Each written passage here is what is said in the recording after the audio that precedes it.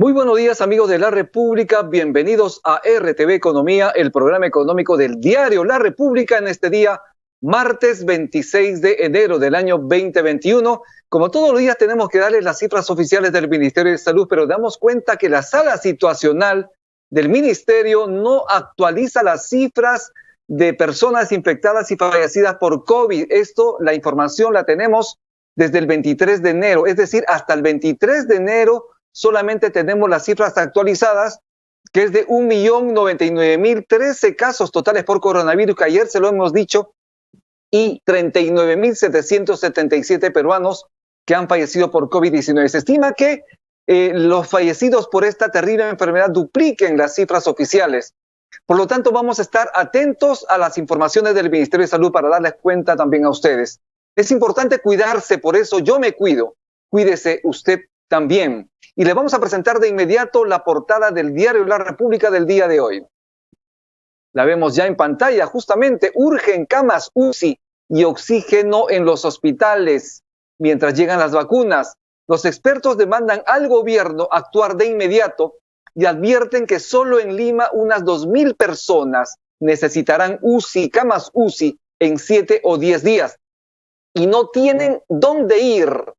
En septiembre pasado, el expresidente Vizcarra informó que habían pasado de 100 camas UCI en marzo a 1.728 camas UCI en septiembre. Mientras dicen que los hospitales de Lima y de otras regiones del país requieren con urgencia también oxígeno medicinal para salvar la vida de los pacientes. Sugieren además que el Estado acuda incluso en auxilio de las personas para que les entreguen de forma gratuitamente las mascarillas. Y en otras informaciones en economía, están demandando al Tribunal Constitucional no declarar inconstitucional la ley que permite el retiro de los aportes de la ONP. Entre otras noticias, los afiliados a las AFP han retirado aproximadamente un total de 7.795 millones de sus fondos. Esto es la portada del diario La República, está ya en todos los kioscos a nivel nacional. Puede usted también revisar las informaciones a través de nuestras plataformas digitales. Y vamos con el programa. Hemos visto la portada de La República, hemos visto las cifras, y el COVID-19 realmente está generando una complicación, serias complicaciones a la economía familiar.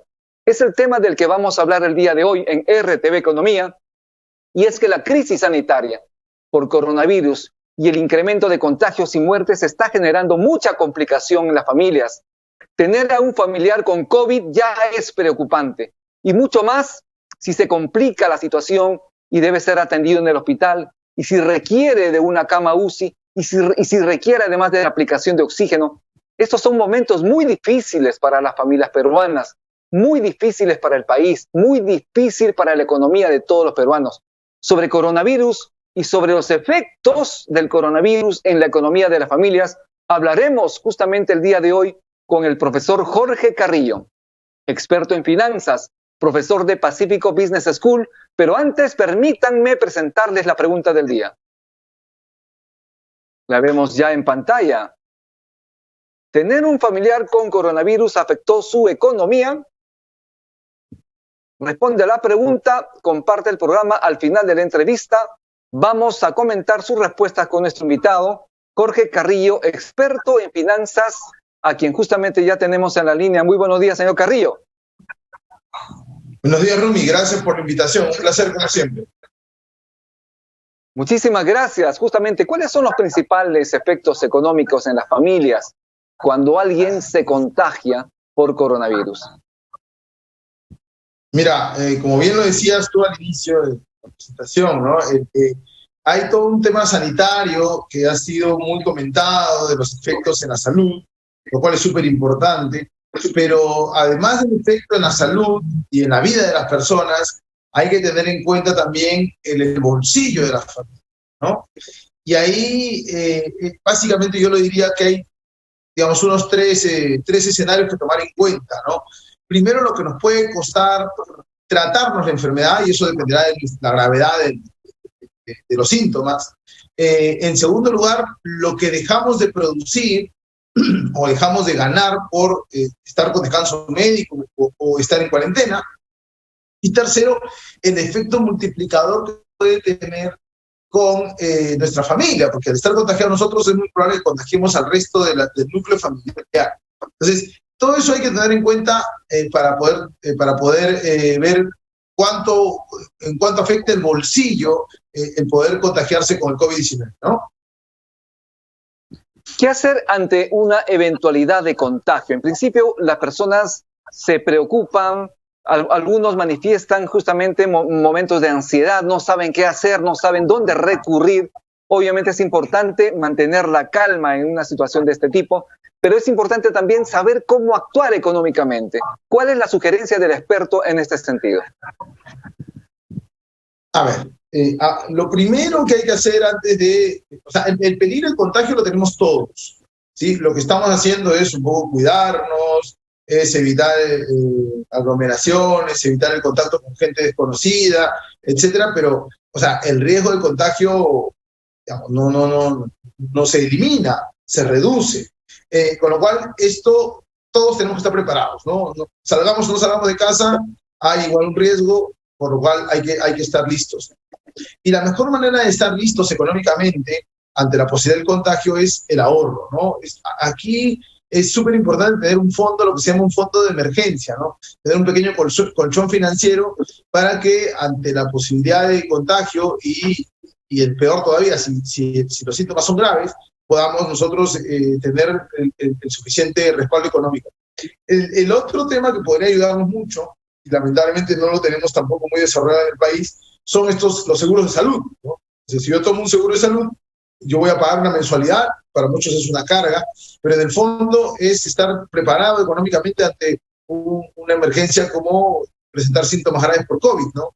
Entonces, eso también creo que es súper importante tenerlo en cuenta para poder estar listos económicamente hablando y que no nos lleve a la quiebra, porque esto, como te digo, nos puede llevar al hoyo financieramente hablando si es que el tema se agrava, ¿no?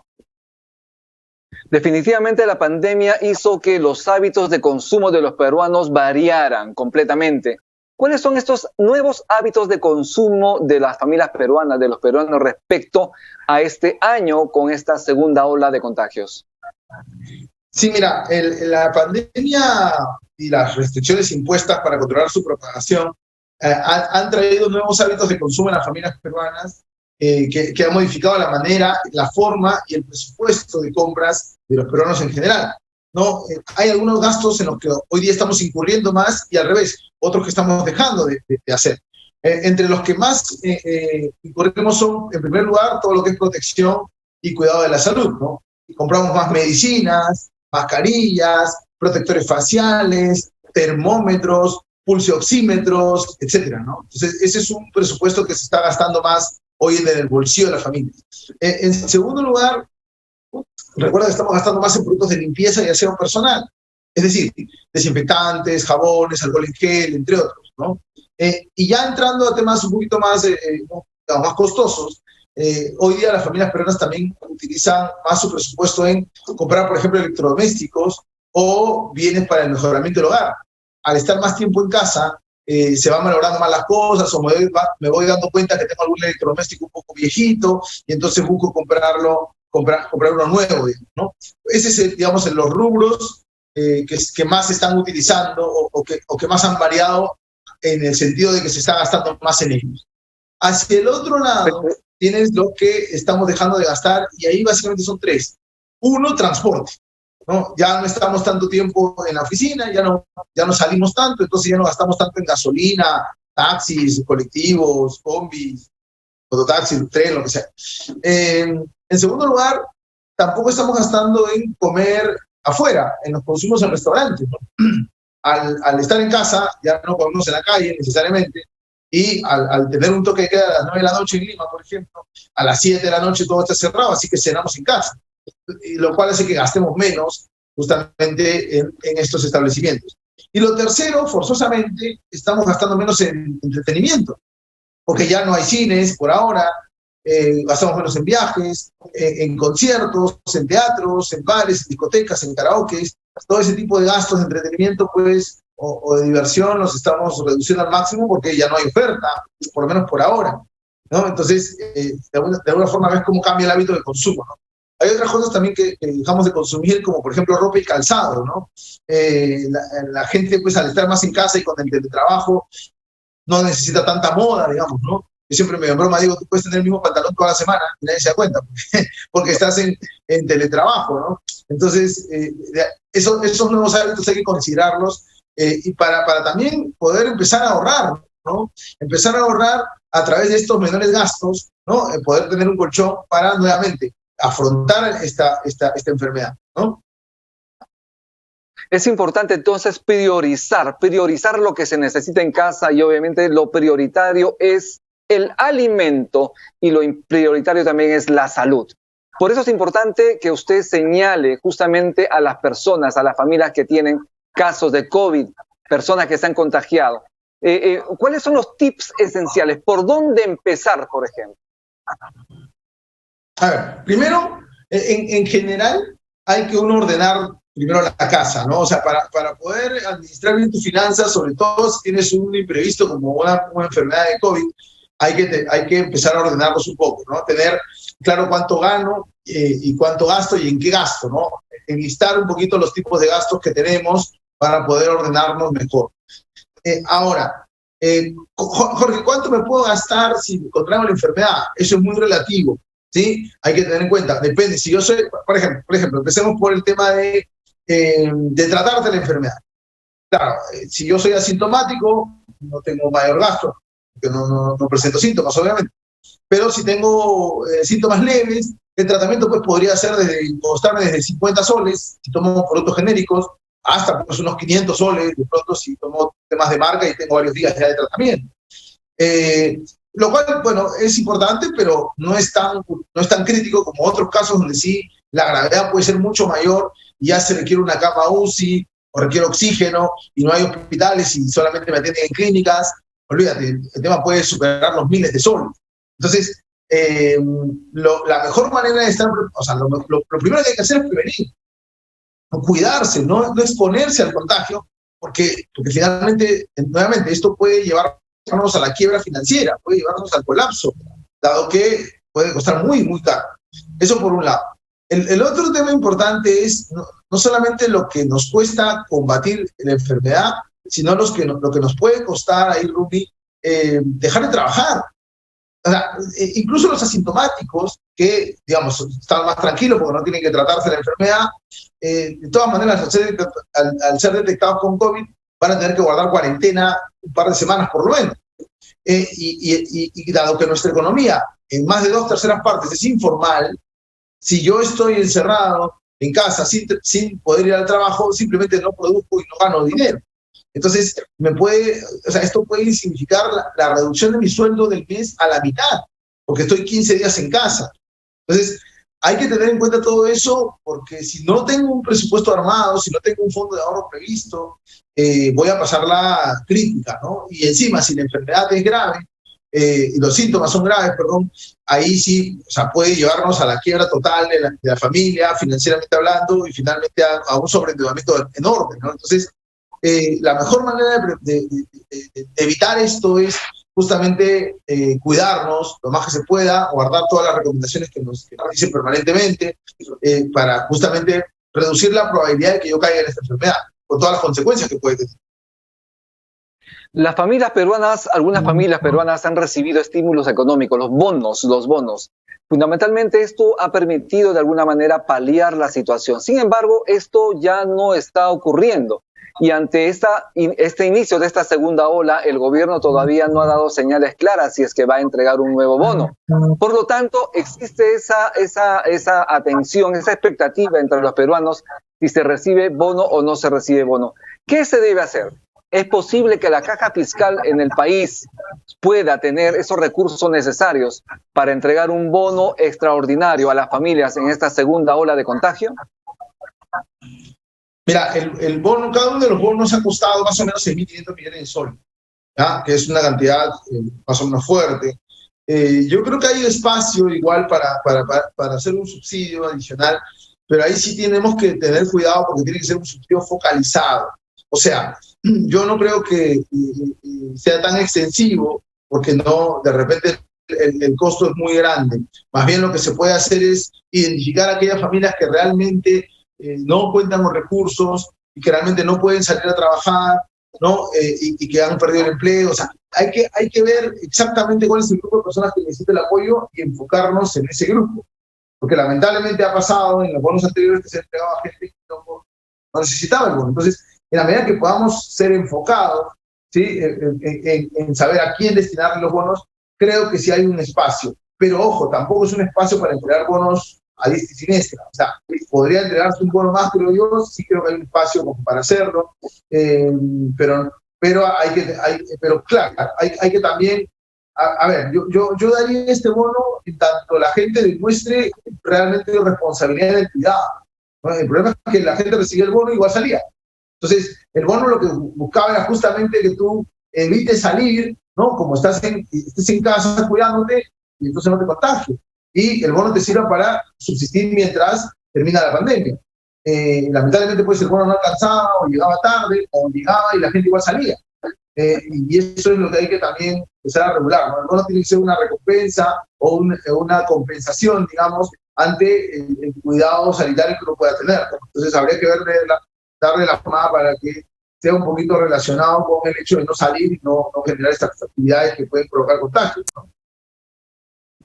Esto es RTV Economía, el programa económico del Diario de la República. Tenemos una pregunta del público antes de pasar al resultado de la encuesta. ¿Cuál es el costo aproximado en el internamiento de una persona que tiene COVID-19 en una clínica? Aproximadamente. ¿Cuánto es lo que se gasta aproximadamente?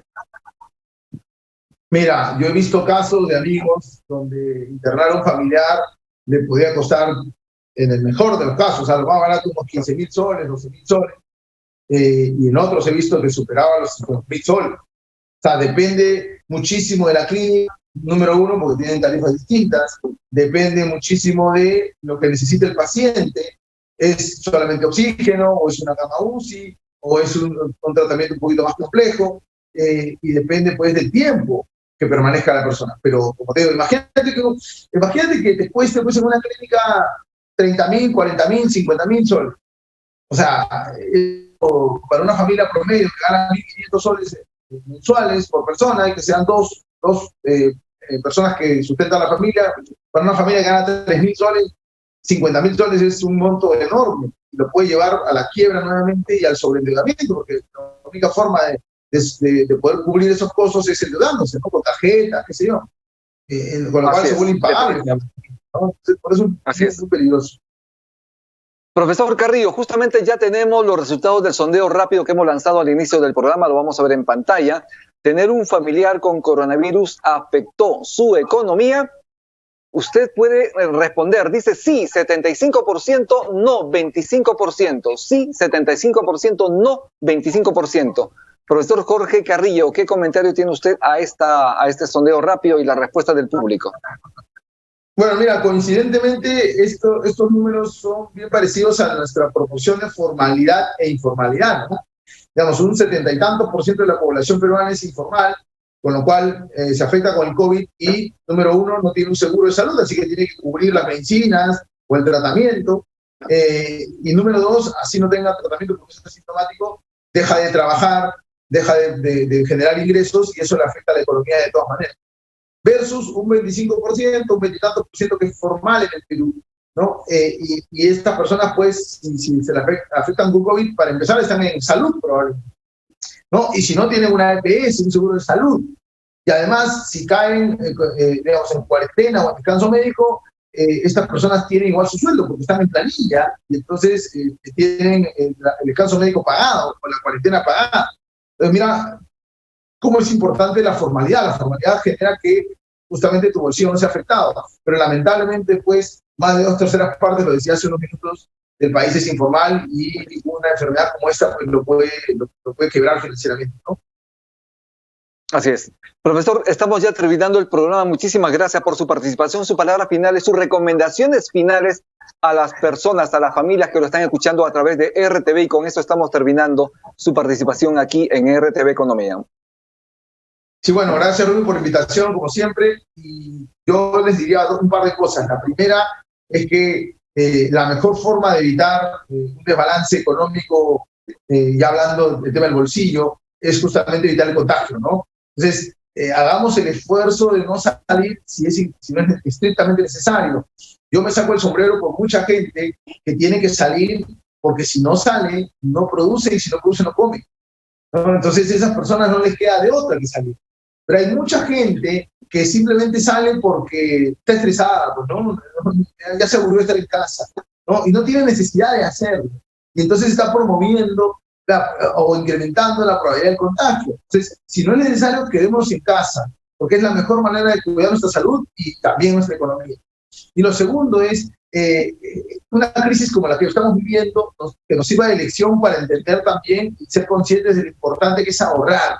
Si nosotros ahorramos, aunque sea un sol diario, podemos acumular un capital, aunque sea chiquito, pero que nos permita pues afrontar alguna emergencia, alguna eventualidad. Entonces, acostumbrémonos a ese hábito del ahorro. No es fácil, así como no fue fácil poner una mascarilla, por ejemplo, ¿no? Es un hábito y como hábito implica una serie de repeticiones permanentes. Entonces, yo recomiendo que nos acostumbremos un poco a este hábito del ahorro para poder generar una costumbre en nuestra finanzas personales, ¿no? Y bueno, a cuidarse todos. Bien, muchísimas gracias. Estuvimos con Jorge Carrillo, experto en finanzas y profesor de Pacífico Business School. Esto es RTV Economía. Mi nombre es Ruby Ceballos y les seguimos recomendando para evitar contagiarse, lavarse las manos continuamente, 20 segundos con agua y con jabón. Los dedos, la parte de arriba de la mano, la parte de abajo, el dedo gordo, todos los dedos. Es importante hacerlo siempre, reiteradamente. La distancia social, muy necesario. Los expertos recomiendan entre 1,5 metros y 2 metros. Es importante evitar las aglomeraciones y fundamentalmente utilizar la mascarilla o el barbijo. Esto te puede salvar la vida. Es importante mantenerse con salud y mantenerse con vida. Muchísimas gracias. Nos vemos el día de mañana en un programa similar. Que Dios lo bendiga.